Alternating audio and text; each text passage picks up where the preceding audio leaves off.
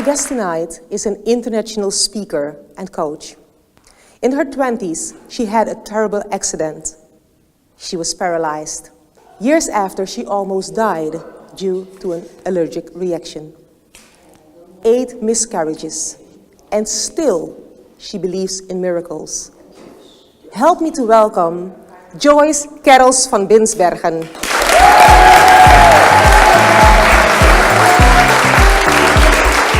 Joyce, welcome. Thanks. When I think of you and all the things that I've heard you've been through, I can hear you say, I will survive. Why? Well, that is a really good question. I think life is too precious to not enjoy it. To not enjoy it. I really love every second of the day. Yeah. And I really love to be here. I really love to be alive, to be a mom, to be an entrepreneur, to be a partner, a daughter. Yeah. Every day is special. There is a miracle in every day. Yes. Sounds really, sleazy, but it is. It is, yeah. You had a very special start in life. Would you like to tell us something about that? Well, yeah, special. I was born in Korea out of a really strong mom, a Korean mom, and an American father. And my father moved when I was almost 2, and my mother couldn't, take care of me. So she did.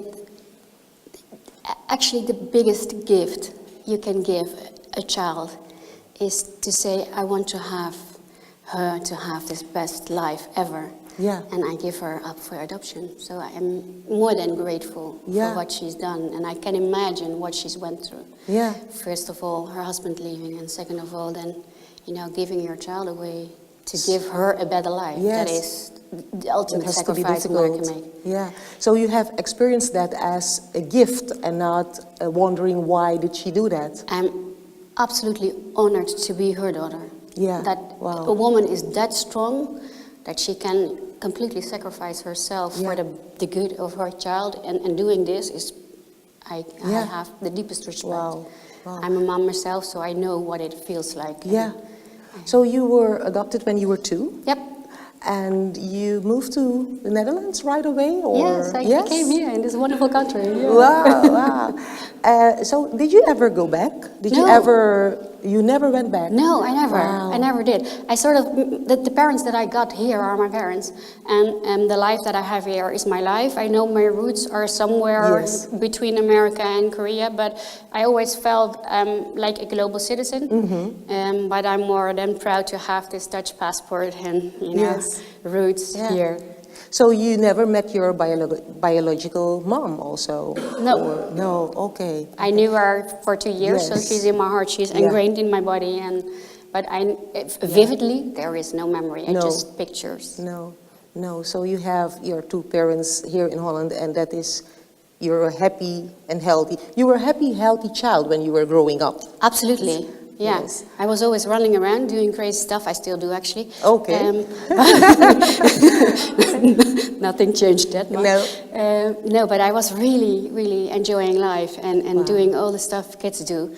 And trying to find the boundaries where my parents could cope with the craziness I had. Wow. So, So that went on until you were like 20 years old? Yep. And then something drastically changed. When I was 8 years old, I stood on a field hockey pitch, and I was this little girl, sitting on the sideline, picking up all the balls that went out of sight of the pitch. And I was really proud with that spare ball because I had a job putting the ball back when it was off the pitch.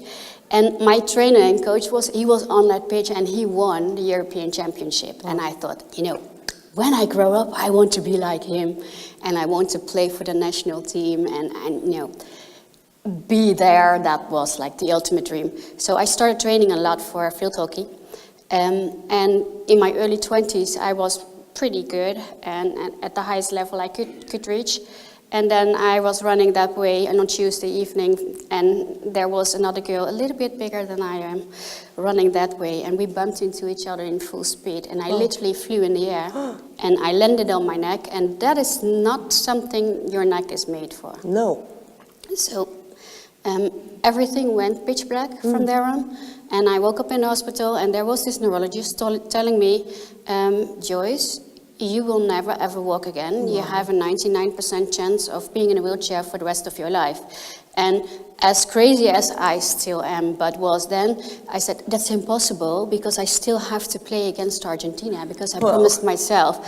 And the only reply he had was like, you have a concussion, go to sleep, I'll talk to you in the morning. And the whole night I was wondering, like, you know, what am I doing here? Why is my body not responding? And the ceiling wasn't really interesting. And that number kept on going in my head, that 99, 99. And I thought, why didn't he say 100? So the next morning he came back and he repeated, and he said, you know, you have a 99% of chance of never ever walking again.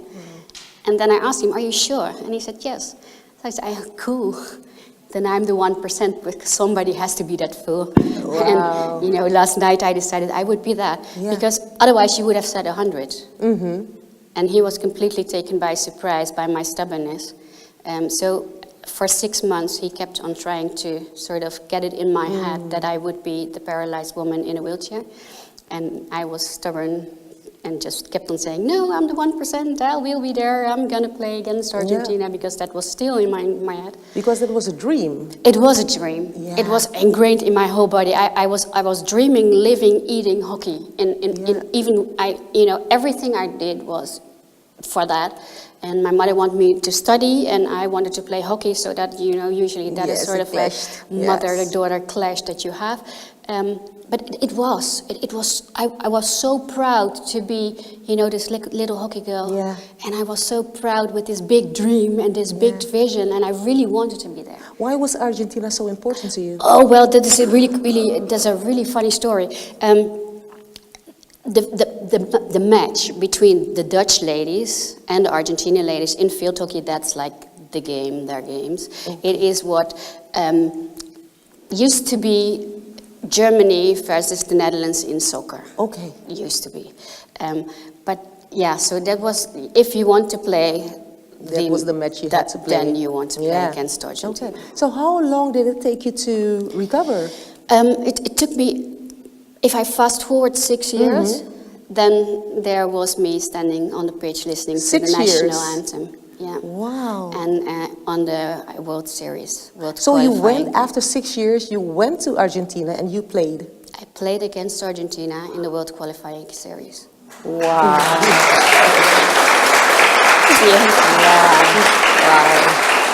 Wow. Great. So afterwards, you had a death experience. Can you tell us a bit about that? Yeah. This is all bad stuff, but it's really cool. I am really allergic, like deadly allergic to a sort of food, and I didn't know that. So I was eating, like we all do, and as it happens to be food that is basically in every meal people cook, it was hard to avoid it. I knew I had something against it, but this was like really severe. So I ended up in the ER having like a really severe allergy attack. Wow. And basically I suffocated.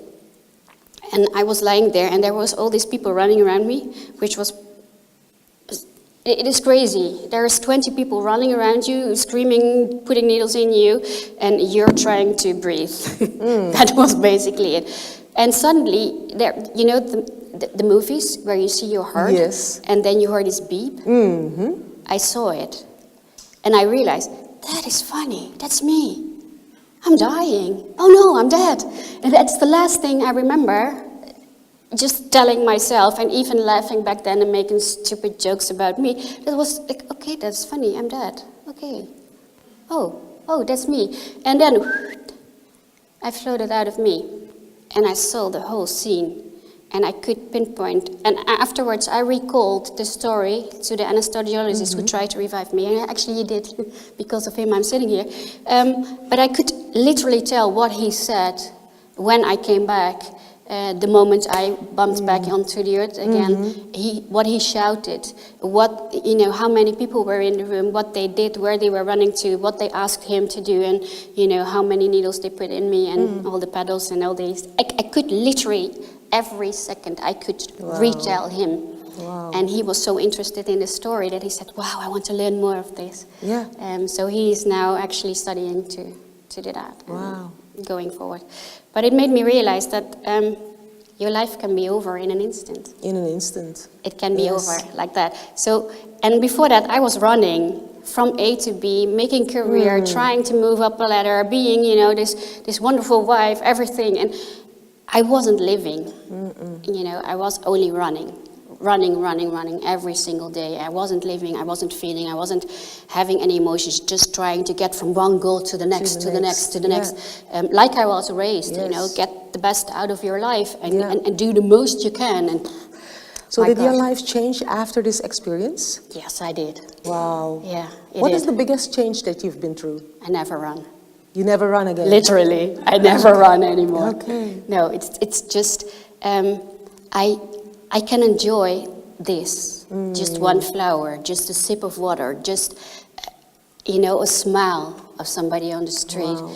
I can literally enjoy nothing, just being here and breathing. Yes. Breathing is pretty intense. Yeah. Yes, and that's very nice because you have of course you're an entrepreneur. And your company is called? Enjoy. Enjoy. Yeah. So enjoy. How So surprising. that fits the whole picture of everything you have been through and the way you live your life today. Yeah, Enjoy. absolutely. What was your biggest challenge in all those years? Staying positive. Staying positive. And staying positive amongst people who were very negative. Wow. Wow. Yeah. So how did you do that? How did you cope with those people? I tried to find new people around me. And I really was actively, and I'm still actively looking and surrounding myself with positive, like-minded women, men, children. I teach my own children the same thing. To look for the positive things in life, to grow from their strength instead of, focusing on their weaknesses. If you look at the school system that we have and the whole system we are living in, it's based on negative things. You did that wrong, and the red crosses in your little book, and there is this teacher coming and says, red, it's not good. Instead of the pictures you got when you were 6 years old, I got the picture because I had everything right. Like, ooh, I got this sticker. Yes. And why don't we do that more? Because reinforcement is better for your brain. Yes. Reinforcement is better for your body. You lose 75% of your total abilities in brain power, in muscle power, in everything. If you just look at the negative things in life and say, okay, I can't do this. How on earth am I going to do this? If you look at this is what I can, and I had to do that for years on end, there was a time that only this thumb could move, not even a millimeter, but I just felt it moved. And I thought, if you can do it, then the rest can do too. But that is not like one day and to the next that your leg is moving, like, hey, wow, it's moving. No, it takes, sometimes it took me months to even get this silly movement done, or this is what we think is easy, but it's normal. It's not. It's not. Speaking, lifting your head, all the little things, every step I had to learn. Wow. At one point I could move forward, but I couldn't break. Yes. My brain wasn't wired to break. So there is only one solution, and that is a wall. There is always a wall somewhere. And that was my break. So that was the way to stop. And I learned to accelerate, so I could almost run, but I couldn't break. No. So I had to aim for the least hard wall to stop. To stop you, yeah. Or a person to stop me. Yeah. And I was literally falling on the floor. But if if you focus on, I know I can't walk, I can't do this, then you get depressed. Exactly. You really have to look at what you have. Yes. Look at all the things we have in life. We have so much here, especially in the Netherlands. We are pretty rich, all of us.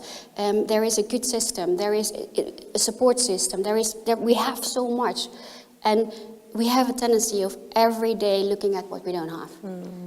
Or, being negative about things that we want to have. Yeah. Oh, I would like to have this, if only.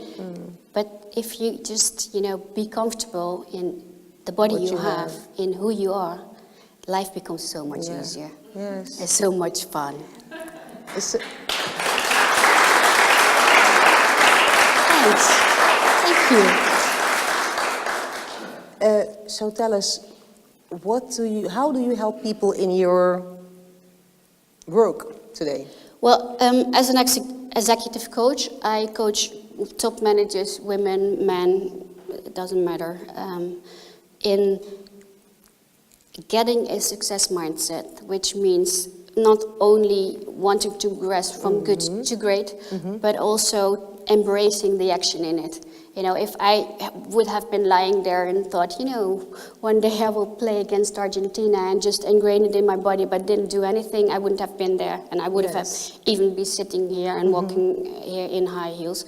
But the essence is, if you really embrace a mindset which is based on growth, and failure is an opportunity to grow, feedback is an opportunity to grow, you embrace all the little steps you can take. There is no failure in my book. No. There is only growth. Yes. And we can learn and take it from there. And that is what I learn people.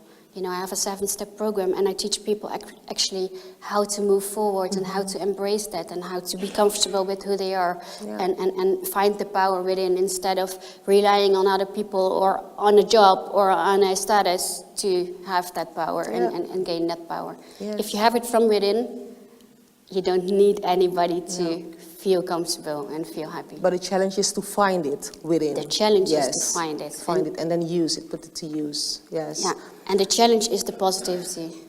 Yes. Because our brain is wired to see the negative things in life. Yes, exactly. The last thing that I would like to ask, and I don't want to dwell on it too long because it's not something that's very nice also, but you had 8 miscarriages. Yep, I have, yeah. What did that do to you? Because you now have 2 beautiful children. Yeah, I'm a daughters. foster mom of 2 beautiful girls. Yeah. I'm the luckiest girl in the world. Yeah. Yes. Well, Yes. I will send your applause to them because it's for them. Because of them, I can be a mom. Wow. And those are the 2 most beautiful people, the 2 most beautiful girls in the world. They teach me how to be a mom. They teach me, and they teach me a lot. So I'm really proud to be their mom. And because I am a mom on one side, I'm a better entrepreneur. And because I'm an entrepreneur on the other side, I can be a better mom, because there is a balance between professional and personal, and personal growth, and just cuddling and kisses. Nice. But yeah, what it did to me, and I think what it does to a lot of women that miscarriage, there is this basic feeling of not being good enough as a woman. We have just one job, or I was told, we have one job, that's reproduction, and that system wasn't working. So I felt not good enough. I felt I failed.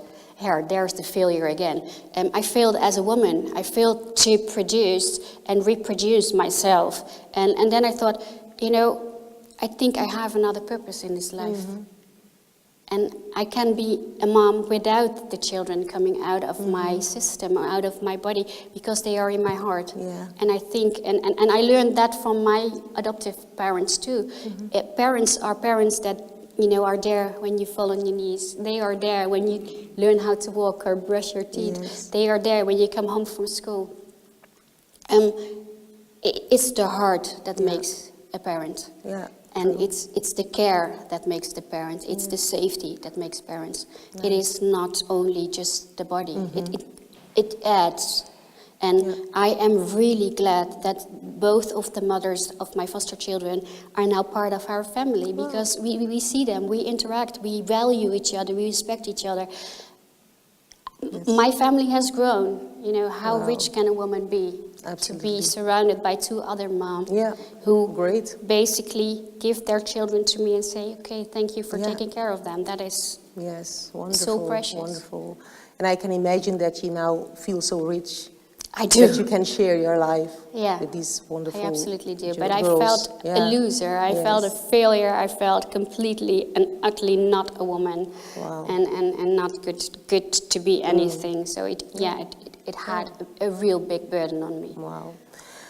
You're a successful international coach, executive coach, speaker, and I'm so grateful that I have you here and that you had a time that you took the time to be here, because I know you would be traveling today and you postponed your traveling just to be here tonight, and I'm so grateful for that. Thank you very much for making the time to be with us.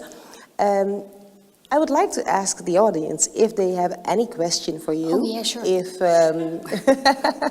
if there is anything that you would like to ask or say to Joyce, then this is your opportunity, and it can be in Dutch. Yeah, well, of course. You've had an amazing life with a lot of lessons, and you mentioned in between your story about a book. And I'm very curious about what the title is of the book. The book I'm reading, or the book I just wrote? You wrote. Well, that is about unleash your voice.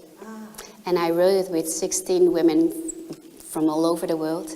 And it is about, you know, how we as women can speak out, speak up, and do it in the most profound way we can.